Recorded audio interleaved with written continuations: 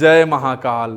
भगवान शिव और माता शक्ति आपको सुख और संपन्नता प्रदान करें, इसी कामना के साथ मैं आनंदाचार्य आप सभी साथियों का अपने बेहद विशेष कार्यक्रम में स्वागत करता हूं। दर्शकों, आज एक बार फिर से मैं बात महाशिवरात्रि की करने वाला हूं। मैं बात शिव शक्ति की मिलन की रात्रि की करने वाला हूं। मैं आप सबको बताने वाला हूं कि महाशिवरात्रि वह पावन दिन है जिस दिन शिव भक्त अपने भोलेनाथ और देवी पार्वती की प्रसन्नता और उनका आशीर्वाद प्राप्त करने हेतु पूजन, उपासना और व्रत करते हैं, जिसके फलस्वरूप भगवान शिव और माता शक्ति की कृपा प्राप्त होती है।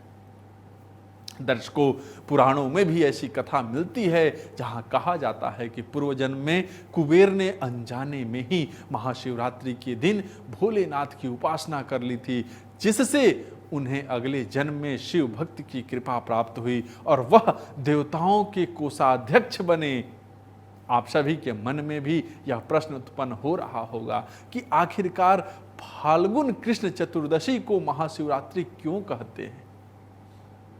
तो दर्शकों, मैं आप सभी साथियों को बताना चाहूंगा कि वैसे तो साल में हर महीने की कृष्ण पक्ष की चतुर्दशी तिथि को शिवरात्रि आती है, उसे मास शिवरात्रि कहते हैं, लेकिन फाल्गुन मास के कृष्ण पक्ष की चतुर्दशी सबसे श्रेष्ठ है, इसलिए इसे शिवरात्रि नहीं बल्कि महाशिवरात्रि कहते हैं। इसका एक कारण यह भी है कि इसी दिन प्रकृति को धारण करने वाली देवी पार्वती और पुरुष रूपी महादेव का गठबंधन यानी विवाह संपन्न हुआ था। दर्शकों, महाशिवरात्रि का मानव जीवन में अत्यंत गहन महत्व है।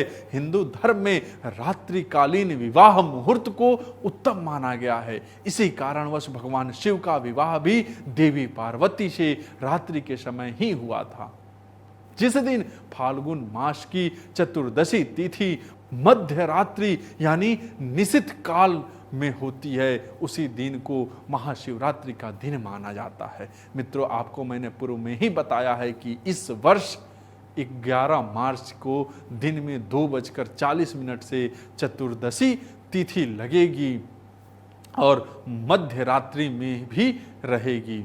12 तारीख को दिन में 3:03 पर महाशिवरात्रि समाप्त हो जाएगी। इसलिए 12 तारीख को उदयकालीन चतुर्थी होने पर भी 11 मार्च को ही महाशिवरात्रि मनाई जाएगी।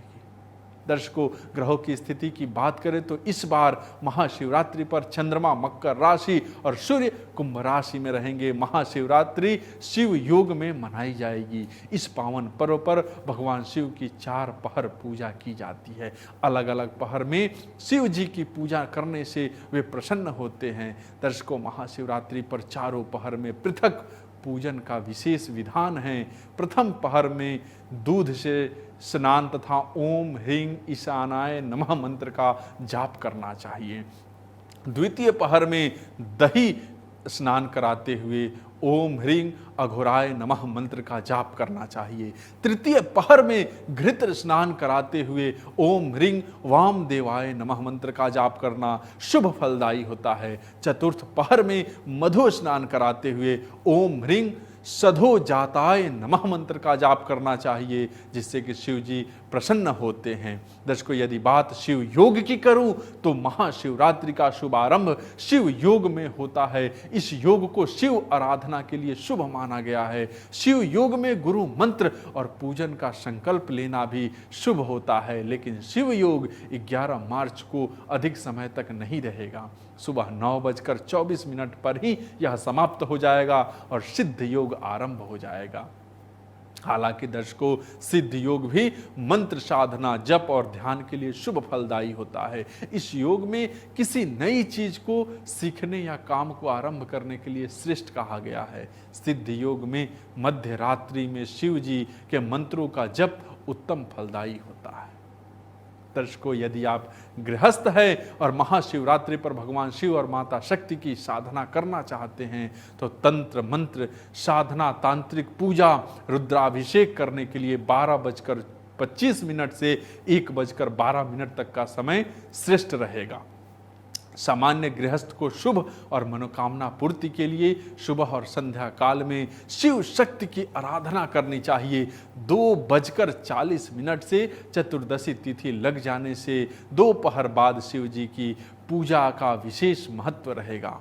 दर्शकों, यदि बात महाशिवरात्रि पर शुभ मुहूर्त की करें तो चतुर्दशी तिथि का आरंभ 11 मार्च को 2:40 पर हो जाएगा, जबकि समापन 12 मार्च को 3:03 पर होगा। निशित काल 11 मार्च मध्य रात्रि के बाद 12:25 से 1:12 तक रहेगा। शिव योग 11 मार्च को सुबह 9:24 तक रहेगा। सिद्ध योग 11 मार्च को 9:25 से अगले दिन 12 मार्च को 8:25 तक रहेगा। दर्शकों, आगे के कार्यक्रम में भी मैं आप सभी को महाशिवरात्रि के बारे में बात करने वाला हूं। तब तक आज के लिए बहुत बहुत धन्यवाद। भगवान शिव आप सभी को प्रसन्नता प्रदान करे। जय महाकाल।